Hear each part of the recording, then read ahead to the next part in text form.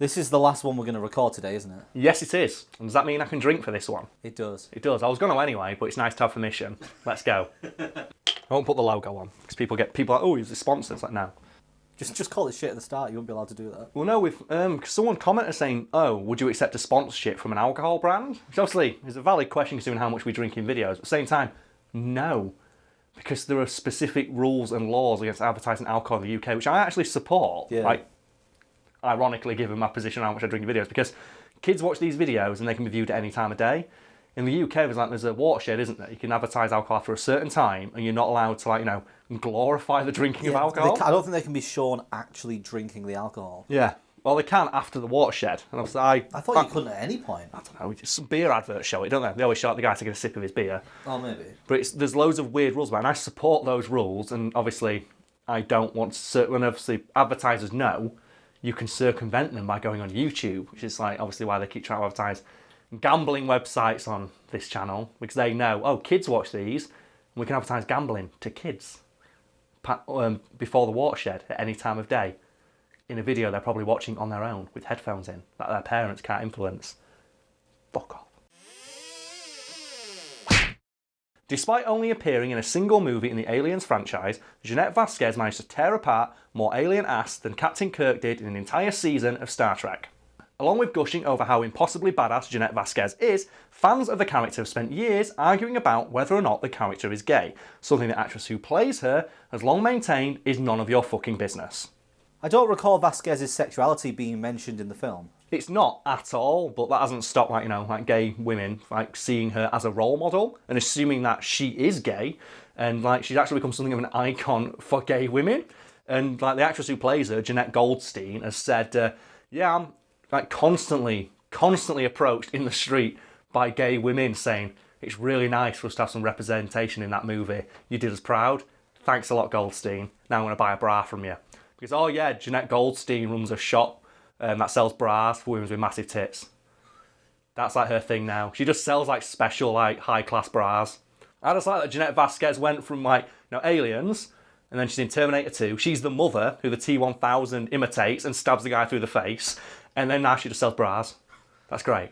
The career path. It's the right career. You know what? Selling bras is alright, isn't it? It's just the idea that she sells ultra high class bras. You just see interviews with her. It's yeah, these bras, it's like having your tits cupped by the hands of an angel who moisturisers. It's ridiculous. It's like that bra in the IT crowd, the mega bra that catches fire.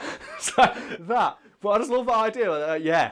Do you know what women really need? Good bras. And from my limited experience dealing with bras and women who wear them, it's yeah, women need some good fucking bras. So it was explained to me by an ex-girlfriend of mine. It's imagine if your underwear, after you'd worn it for a couple of months, just randomly a piece of wire started poking your balls. And I was like, oh, why is that legal? Why do you do that? Why are companies allowed to sell this shit? It's exactly.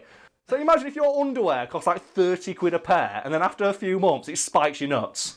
You'd be like, no, fuck that. And women have got to put up with it. It's a very thin piece of metal that stabs you in the balls. Yes, men would not put up with that. Oh. But women apparently have to. And that's what Jeanette Vasquez, she's like, no. Oh, sorry, Jeanette Goldstein. The reason I'm getting confused is because the character was named after the actress. Yeah, they're both called Jeanette, aren't they? Yeah, it's because Cameron thought she embodied the character so well, I'm naming the character after you. Because have you ever heard about how Goldstein got the role? No. This is a great story. She turned up to audition for Aliens, but she turned up in high heels and a miniskirt because she thought the name Aliens referred to illegal aliens, and she thought it was a movie about illegal immigrants coming to the United States. And she turned up and said, yeah, it was really embarrassing. So I'm there in high heels, I had hair down to my waist, and everyone in there is in army fatigues. And she walked into the audition, and next to all these women wearing army fatigues, and she says, I didn't think I was going to get it. Until obviously the director noticed I've been working out like a motherfucker for the past 6 months. I was in the best shape of my life, and they took one look at my arms and went, everyone else can clear out, you are Jeanette Vasquez, and explained to her, you're actually fighting aliens, can you cut your hair off? Imagine walking out into that audition room and seeing there's 20 people in fatigues and then one person wearing a dress. Yeah, well, I'd immediately hire that person. She stood out, didn't she? Yeah. It's the same, we've talked about it before, it's how Sigourney Weaver, got I was the going role. to say, do you reckon that's one of the reasons why? So if people are confused, have not seen the video we talked about it, Sigourney Weaver got the role of Ellen Ripley by turning up to the audition to play her in the tightest, shortest skirt she could find and a pair of stripper boots. And like Ridley Scott was so impressed, and that's my fucking Ripley. You're playing Ripley. No one else can do it. 'Cause, like she just exuded that much confidence. Maybe Cameron thought that Goldstein had heard that story and was like trying to replicate it. Maybe, but I think it's just Goldstein herself. Like, I didn't know. I completely misjudged what the movie was going to be about. And luckily for me, I had like a rocking set of biceps at the time, and I got the gig. And I love the idea. She turned up not wearing the right outfit, completely unprepared, having no idea what the movie was, and got the role because of the arms. I respect that so deeply. It's ridiculous. It reminds me a lot of Linda Hamilton in Terminator 2. Right. It's like, we got to talk about this. Like, Linda Hamilton in Terminator 2, she put on like 15, 20 pounds of muscle. Put the clip in, it was like, the bicep scene, where you just see like how ripped Linda Hamilton is. I'm not entirely sure if this is true, but there is a rumour that that shot was put into the movie purely as a favour to Linda Hamilton in recognition of the effort she put into working out. Apparently even Arnold fucking Schwarzenegger said, yeah, she was in shape in that movie. She was buff as fuck. I thought you were going to go, Arnold Schwarzenegger went, damn, girl! You probably did. Because there's a story, because like Linda Hamilton has got an identical twin sister. Yeah. And there's this cut scene from Terminator 2 where Linda Hamilton, Sarah Connor, repairs the Terminator's head. I thought that was in there. No, it's a deleted scene. It's in the extended cut. It's a deleted scene, which Brad will like show in a second, where like Sarah Connor repairs a part of the Terminator's brain, and you can see it in a mirror, and that's her twin sister. And they had to put her twin sister in the foreground because Linda Hamilton was so much buffer than her twin. And apparently, on the first day her twin turned up, she's like, she doesn't act as a nurse or some shit. She turns up on set looking around like, I don't know where I'm supposed to go. Arnold Schwarzenegger came up behind her and picked her up, thinking it was Linda Hamilton, and she shit herself. Because Mr. Universe came up and scooped her up and tried to run away with her, and she's like, oh my god, who the hell is Arnold Schwarzenegger? It's like, you work with me. We've worked together for We're years. co-workers. That awkward conversation where she's like, no, I'm not actually Linda. I'm like, Linda's sister. And he's oh god. oh, man. Oh. I just love that idea that she was so buff they had to put her twin sister in the background because like the difference in like the biceps was so like prominent. I hope Arnold Schwarzenegger was holding her and thinking to himself, this seems wrong. She should have fought me off by now. He just held her and went, this isn't the thickness. This isn't Linda the Thickness Hamilton. Who is this like imposter? So Goldstein went from female badass hero Yes. to bra manufacturer. No, bra seller. Bra seller. She sells high-class bras. Which celebrity story of actor or actress to something else is the funniest to you? Because we've mentioned Sam Neill before. That one's hilarious. I love Sam Neill. People don't know Sam Neill went from like, Dr. Alan Grant, dinosaur expert, and he just sells wine and takes pictures of pigs. I love that shit. Yeah. And then I remember that, I don't know if he actually drives around in it, but I know Rupert Grint bought an ice cream van. No, he did drive around in it initially because he wanted to be an ice cream van as a kid. He got his Harry Potter money and went, fuck this, I'm buying an ice cream van, and just drove around giving away free ice creams. But apparently like other ice cream men got pissed off because he wasn't charging and they were. But I know he did that for a bit. But what other celebrities do you know who went from actor or actress, or at least public for eye, to something really weird? Oh, I can't think. There's a few, but I don't know any off the top of my head. What did Macaulay Culkin do when he stopped acting? 'Cause he came back after a while. He started a band. Oh. And he's most recently starred in a Red Letter Media video discussing the film Hackers. Frankie Muniz did something similar. Frankie Muniz went from obviously Malcolm in the Middle. Yeah. And then I think he started a band, and then he like did a few producing projects on like indie movies. And there's a great tweet from him where someone says, oh man, I haven't thought about Frankie Muniz in like 20 years. And he tweeted him back saying, yeah, it's terrible. I retired at 16 with $30 million in the bank while you're at work thinking about me. It's like, get fucked. Get dumped on by Malcolm in the Middle. Oh. So he was in like Agent Cody Banks and Agent Cody Banks 2. Malcolm in the Middle, and he just like, fuck it, I've got $30 million in the bank, I can retire. And now he just uses his money to do whatever the fuck he wants. What a horrible life. Yeah, what a terrible life. I love that when people like shit talk celebrities and celebrities like shit talk them back. Yeah. It's like, oh man, have you got any examples of that you find like particularly amusing? What was that one with Chad Kroeger that you've mentioned? Oh, people don't know this one, do they? Yeah. Like, Chad Kroeger, aka lead singer of Nickelback, he dates, I think he's married to Avril Lavigne, Yeah. who used to date the front man of Sum 41, but I don't know the name of that guy. It's Derek something or other. Anyway, the front man of Sum 41. And the front man of Sum 41 was apparently mad salty that his ex-girlfriend is now married to the lead singer of Nickelback. So him and his girlfriend at the time went to a Halloween party dressed as Avril Lavigne and Chad Kroeger. And he tweeted the picture at Chad Kroeger. And Chad Kroeger, and this made me immediately respect Nickelback forever, tweeted back, "Oh, that's real funny. Me and Avril were going to go to a party dressed as you, but the theme was celebrities." Oh! There is no comeback from a burn delivered from orbit. That's like the hammer of dawn from Gears of War. Just level of scorched earth on your ass from Chad Kroeger. Holy fuck. The thing that stands out from that story is that means that the lead singer of Sum 41 had to say to his girlfriend, "Do you want to dress up like my ex-girlfriend for Halloween?" As a joke. And then he thought, I'm going to get one over on Chad Kroeger by tweeting it at him. Chad Kroeger, who's probably used to getting a lot of shit by now. Oh, yeah, on Twitter. Yeah, he's an absolute don on Twitter. He's got like a miracle tier S rank on there. He's like Chris Evans. Have you seen like the shit Chris Evans does? No. Oh man, Chris Evans, just all he does, he just open people's ass on Twitter all day. So to the fact, that's why do you think people call him Daddy on Twitter? That's why. I thought he was called Daddy for the beard. The beard, yeah, but he's still called Daddy now. He's shaved the beard, but he's still called it.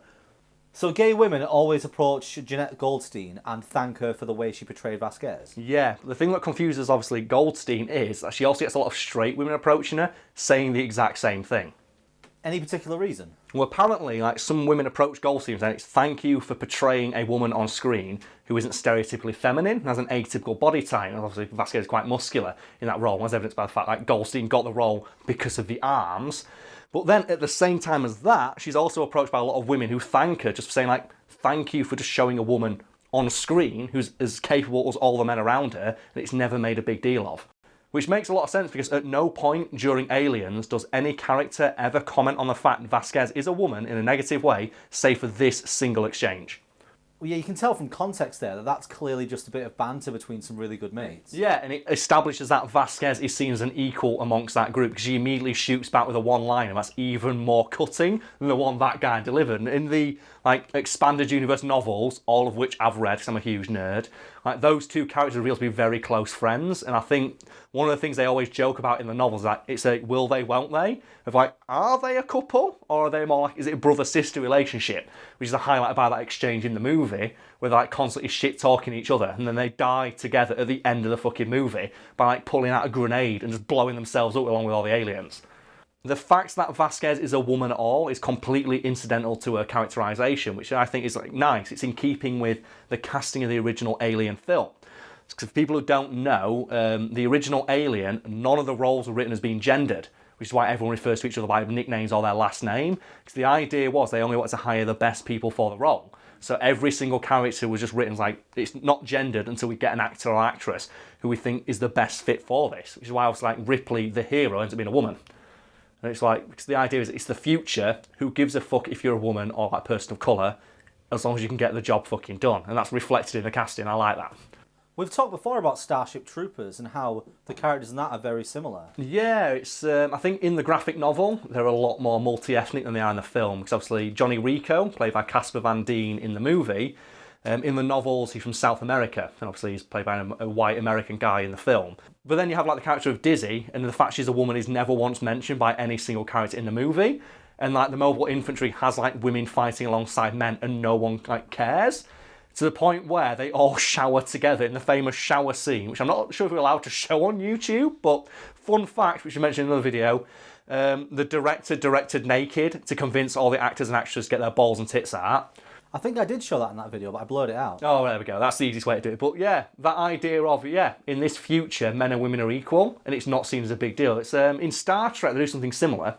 In The Next Generation, various extras who are men can be seen in the background wearing dresses, which in the Star Trek universe is called a scant, I think. Yeah. And that's supposed to be a subtle allusion to the fact that in obviously the far-off future of the Star Trek universe, there is perfect gender equality between the sexes. So men who want to wear dresses wear dresses. Yeah, they just chose the other uniform. Yeah, they just chose obviously the uniform that had a dress, and they wear that. And I think if you can find a clip, there's just a dude in the background in one episode walking around, he's wearing a dress.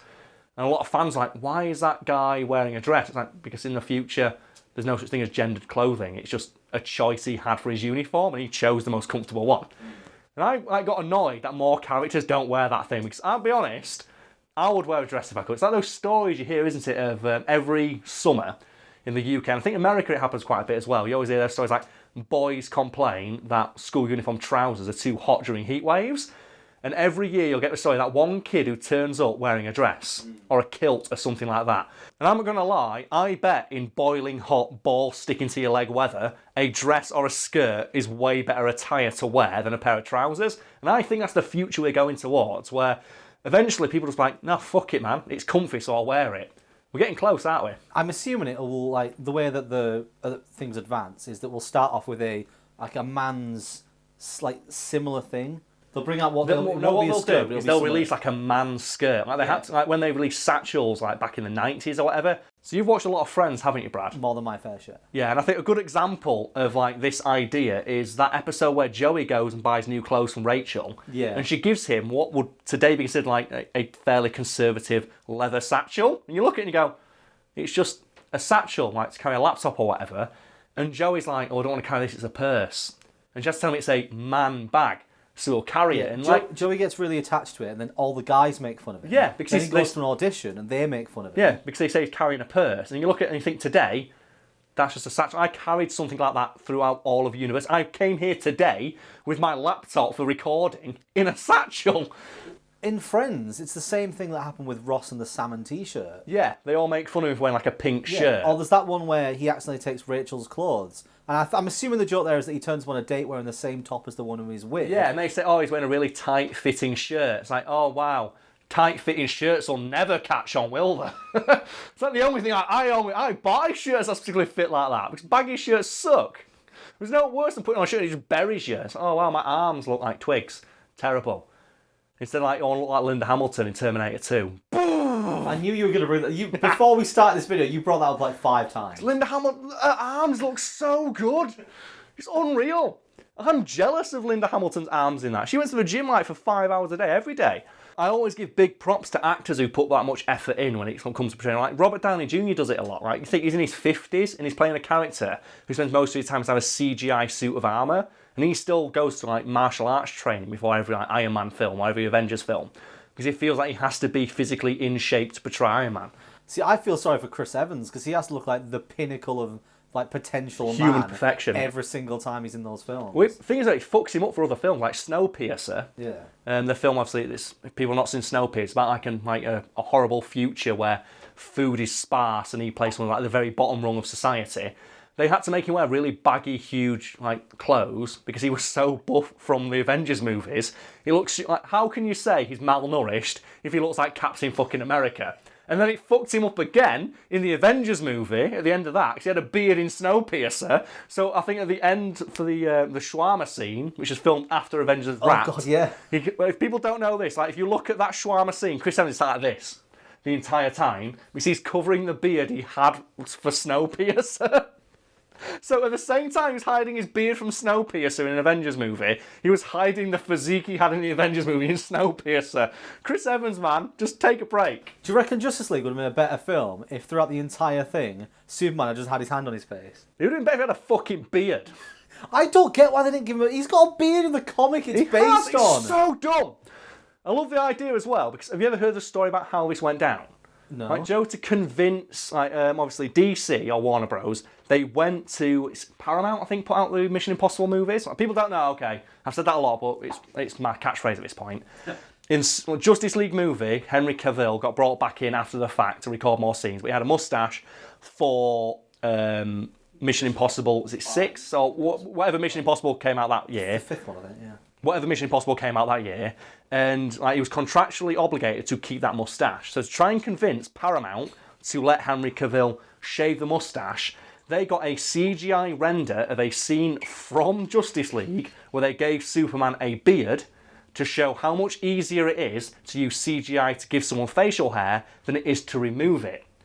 And then after Paramount Pictures said, nah, fuck you, they decide rather than CGI a beard or a mustache onto Henry Cavill in the scenes they filmed extra, which ended up outnumbering the scenes that they filmed originally that weren't reshoots, They decided to CGI the mustache off, and it looked terrible, despite the fact they themselves admitted it was easier to do the opposite. And like Brad said, in the comic that film is based on, Superman comes back with a beard. Because obviously he's in the comics, he doesn't die, he goes into like Kryptonian like hypersleep, and his facial hair grows, and he comes back with a sick, awesome beard. I'd have been much happier like with that film if he'd had a beard in every scene except maybe the last one. Yeah, well the thing is, you'd at least explain that. Yeah, the thing is as well, if you look at there was that early like leaked photo of him behind the scenes where someone photoshopped it to give him a beard and like a black suit, which doesn't appear in the final film because obviously it was a fake leak, and it looked awesome.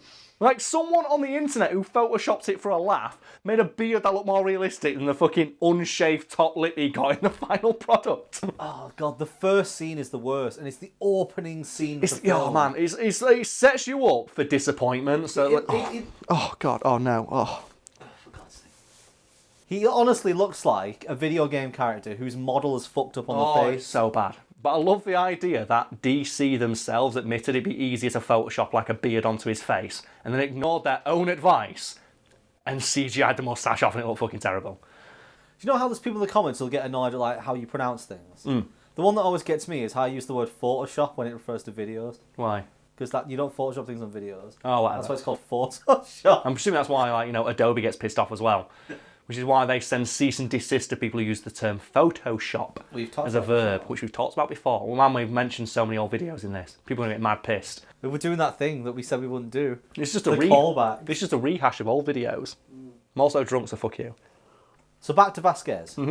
You said that women of all sexualities and all body types see that character as a role model. Yes, I did. What does Goldstein think of all this? Well, in interviews, she said it's probably a lot to do with the fact she never consciously portrayed Vasquez being one way or the other. She always just wanted to portray her as a capable woman who kicked an immense amount of ass, which apparently a lot of people resonate with, which, as you would. I resonate with fucking Vasquez, because if I was in the future where aliens are trying to eat my asshole, I would not want to be any of the male characters in the Aliens franchise. I would not want to be that guy in Alien Resurrection who throws the grenade and kills all his own men and then salutes as the alien obliterates the back of his skull. I want to be Ellen Ripley stood in that fucking power suit, stood there challenging an alien queen to a fist fight. I want to be Vasquez, stood there with a smart gun, just aiming in every fucking possible direction at once. They are the two most capable characters in that entire franchise.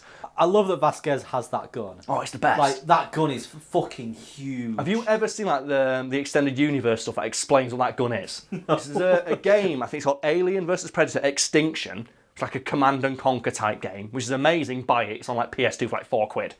And in that game, they have a bibliography that tells you all the background information. And they say it was a version of that gun called the Dirty Smart Gun, where it fires nuclear-coated bullets that splinter on contact. And what you do with that, if you call in a smart gunner, they shoot the aliens, and then they're constantly available to see on your map. So they give off a specific radiation signature, so you can track them across the map. And you look yeah. So whenever I play as the Marines in that game, I always had the smart gunners. But in that game, it tells you that one of the things that the Predators have access to, the disc that the Predators throw, yeah. They say, and this is the thing, a molecular chainsaw. Because this word always stuck in my head. Karl, what is a molecular chainsaw? Basically, atoms are pretty small, aren't they? Yeah. Around the edge of that super awesome mega disc that the Predators throw, they have that constantly rotating. It's basically a string of atoms going around a million RPM, so they can cut you on a molecular level. And that's why those discs cut through anything. That's have you ever seen Batman of the Future? Yeah. They have the assassin Curare. I think that's how you pronounce the name. They basically have this assassin with a sword and cut through anything, and they say it's sharpened to the atom. So basically, the end of the sword is one atom thick, so there's nothing it can't cut through, because whatever you cut through, you always cut through the space between the atoms on the edge of it. I love that shit. And I love, that's why the Aliens universe is awesome, because the background, shit you don't care about has, this ridiculously awesome backstory. Do you know there's a Predator unit called, it's the Vanguard, and they have, a dark matter scythe, and they have this thing called the Haywire, what's it called now? It's a dark matter generator that they have on their shoulders that just vaporizes any incoming projectiles. So when you play as the Predators in that game, you always have 3 of them in your back line because any projectiles, including face huggers, get instantly vaporized by this upgrade they have. It's great. You have so much useless knowledge About the Alien vs Predator universe, yes I do. In general. Oh yeah. I love Alien vs Predator. I've read all the books, like I said. I've got all the old Predator books, all the Alien books. Do you know there's one book where a guy tries to train an alien? Do you know the whole, the purpose of the movie is we need to figure out a way to weaponize the aliens. There's a book where it's I think it's from the mindset of the alien, whereas this guy trying to train the aliens to be like his pets. And the alien's okay, we'll go along with what he's saying until the exact moment he gives us free reign. So this guy thinks he's trained the aliens to do his bidding. And then he says, oh yes, and I think he's saying something oh yeah, the aliens, I've now completely and utterly dominated them. They are like dogs. They will do whatever I say. And he turns off the thing that tells them what to do. And the very instant he turns off, they immediately kill him.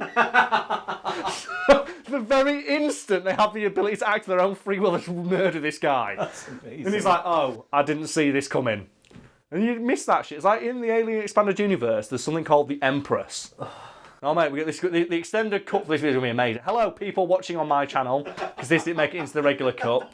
There is something called the Empress. You're the Queen Alien. Yes. Like the Alien Queen. All the videos. Is there somebody burst the queens? No, beyond an Alien Queen, you have an Empress, which is a queen who lays other queens. Yeah. And they're 40,000 years old. And beyond that, there is another kind of alien, like a super mega god alien, who can telepathically communicate with every other alien in the universe. And implicit, force their will upon them. They also have a thing called the Alien King.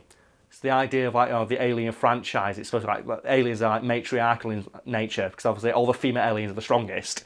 They make an Alien King called the Rogue, and they think, oh yeah, this is the ultimate alien. It's aggressive. It's got all the male tendencies. It's bigger. It's stronger. It's more muscular. And then they make it fight an Alien Queen, and the Alien Queen kills it in one hit. It's the idea of every man would get his arse handed to him by his mum. It's the idea of no matter how buff or strong you are, if you got in a fight with your mum, she'd fucking end you. So I still look at I'm like a foot taller than my mum. And I've been going to the gym quite a bit, and I still look at her, she'd fucking have me. If she wanted to, she could just knock me the fuck out. She'd pick her slipper off Gah! And just slip a combo my ass. So has Goldstein ever commented on the sexuality of Vasquez? She has, and according to her, it's her belief, as the person who physically portrayed Vasquez in the movies, that Vasquez is a character who would never talk about her sexuality because it's nobody's fucking business. Goldstein's interpretation of the character is that, she simply doesn't care enough about the opinions of other people to ever feel like disclosing her sexuality to them. So to her, it's not important. So the idea there is, I'm a badass. That's all you need to know. It doesn't matter who or what I do on my spare time. That's none of your fucking business. Let's kill some goddamn aliens. And you know what? I think that's something everyone can relate to. So Brad, this video has been, in a roundabout way, about Alien. So what is your favourite alien from Alien? Do you mean specific individual character of Alien, or do you mean there's different types? There's different types. I mean, I know there's the Queen, and there's the, I assume called the drones. There's the drones and the warriors. Which ones are the warriors? The slightly bigger, buffer aliens in Alien Resurrection. It's with all not the a dog spines as on well? their back. Yeah. Well, that's how the aliens work. The aliens take on traits from their host, which is why the alien in Alien 3 is so much more lithe and agile, because it's born from a dog. So it takes on characteristics of a dog. And I'm going to go into this. In the Alien universe, there are many, many different kinds of alien. My favourite being the Rhino alien. In the shit tier game, Alien Colonial Marines, because that game's terrible, but they do have the Rhino alien, which I don't know what it's born from. It's an alien that takes on the character of a rhino. You sure it's not born from a rhino? Maybe, but what it does, it has a giant big face plate, like Shieldon in Pokemon, and its way of attacking it just runs in a straight line, so headbutts everything to death. Well, while we're on that subject then, what character or fictional creature do you think would brew the worst kind of alien? Well, we know that, and it's the Pred alien. Yeah, but that's there, but there's loads of the infinite. Yeah, no, the Pred alien. Do you know why? Because it's canonically the Pred alien takes on the characteristic host of the Predator, and every time it gets a kill, it gets stronger because it learned the tactics. And I think in that game, Alien Resurrection that I mentioned earlier, I'm not sure if it got cut or not, but every time you have a Pred alien that gets a kill, it molts and gets stronger. So you can end up with these like god tier pred aliens that are like mega ultra badass. Like in Borderlands, when you snipe Goliaths, and if you make them kill other enemies, they get stronger. You get like a god Goliath, you get a god alien. God pred alien, I should say. What if an alien was born from like Spider-Man? Well, game over. Would it have Spider-Man's powers? Probably. I assume it would take. Well, there's a comic like that. It's Superman versus the aliens. Oh my god! No, it's a real story. Superman loses his powers because obviously you can't have a story with Superman where he doesn't lose his powers. He goes to like an alien world, gets infected by a xenomorph, and the end of the comic is that he goes back to Earth and flies into space. So the solar radiation, which powers his powers, gives him the ability to just regurgitate the alien back out and then like destroy it. Because he thinks like, oh no, a Kryptonian xenomorph would fuck up the world. Because it would be a xenomorph that doesn't need to hide in the dark because it's powered by the sun. And that would fuck everyone out. I'm trying to think of a fictional creature that we would not want an alien version of. Well, you get Superman. Can you imagine an alien with Kryptonian superpowers? And that's one of the things that comic establishes that Superman doesn't want the alien to be able to do that because he realises that would fuck up the entire world. Because he is like the ideal host. He's like the literal personification of perfection, which an alien would like adhere to. It was loads. I think it was like, do you remember all the alien toys he saw? Like, this is the scorpion alien, the spider alien. Oh god, I was just about to suggest a spider alien. Yeah, but like, go on, what is your favourite then? We've talked so much about it. You didn't tell me your favourite personally. Just based on the films, it's probably just the one in the first one. The very first one. Yeah, the fact that because the first one was more horror, and I like the way that because it was jet black. And because you like only saw bits and pieces of it all over like throughout, there was just something more like terrifying about it, particularly when it is the first one you don't know what you're looking at. Doesn't it make it more terrifying as well? That's like the bog standard bitch tier alien. Yeah, that like when you get further into the franchise, that's when you've got hundreds of. Yeah, like in Alien Resurrection, when you've got like 40,000 aliens running through like fucking facility, like game over. How do you beat this many fucking aliens? The amount of effort it took to dispatch one. Yeah. And then you add loads of them. Like 48,000 aliens. It's like you cannot defeat this. My favourite is the Runner from Alien 3. Right. And in Alien Extinction, they say that the Runner alien is as fast as a cheetah and it strikes with the force of a sledgehammer. And one of the things they give it is, and this is my favourite, this is why I love it so much, one of the upgrades you can buy for that alien is the ability to explode. And they say, when subjected to heat, do you know at the end of it, it's a reference to Alien 3. Do you know when the alien jumps into like the molten steel and it comes out and it explodes and the water hits it? When heat hits it, its internal organs recognise that the alien's going to die and cause it to self-detonate. So it just detonates. So it's like an alien that's as fast as a cheetah, strikes with the force of a sledgehammer and explodes when you try and kill it. It's like, fuck you. Well, the thing is that the idea of face huggers as well has always cracked me up because, again, Alien Extinction, they introduced a kind of thing called the Carrier. And do you know what that alien's purpose is? Is it to fire face huggers at people? Yes. It has spines on its back that face huggers live on, and its purpose is to throw face huggers at people. And the thing is, like, predators, like, they fight the aliens, like, canonically. So they can, like, deflect face huggers. But they can't deflect 6 face huggers. So there's, like, an army of, like, carriers, and just, like, throwing face huggers at everybody. It's great.